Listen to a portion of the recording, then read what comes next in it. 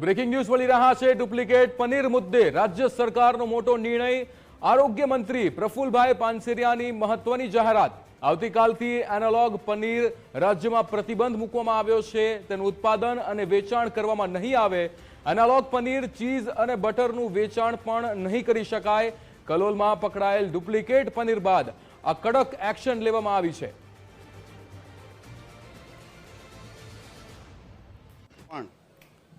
કાલેથી analogue paneer પર, analogue cheese અને butter પર વેચાણ કરવું, પ્રોડક્શન કરવું, પરિવહન કરવું સંપૂર્ણપણે પ્રતિબંધ લાગી દેવામાં આવ્યો છે।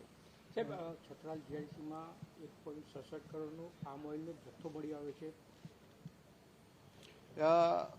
ફૂડ અને ડ્રગ્સ વિભાગની અમારી ટીમ 32 વેન જે છે એમાં 25 વેન સાથે રાઉન્ડ ધ ક્લોક ફરીને તમામ પ્રકારના ટેસ્ટ સાથે બાતમીના આધારે જ્યાં જ્યાં તપાસ કરી છે ત્યાં આવી અનસેફ વસ્તુ મળતી હોય છે, જે ઘી બનાવવા માટે પામ ઓઇલનો ઉપયોગ કરે છે।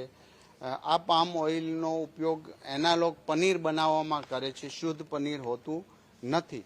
માટે દરેક રેસ્ટોરન્ટ, દરેક ડેરી પ્રોડક્ટ વેચાણ, મોલ, કોઈ પણ જગ્યા પર એનાલોગ પનીર અને એનાલોગ ચીઝ અને બટર આનું વેચાણ પણ નહીં કરી શકે, ઉત્પાદન પણ નહીં કરી શકે અને પરિવહન પણ ગુજરાતમાં કરી શકશે નહીં।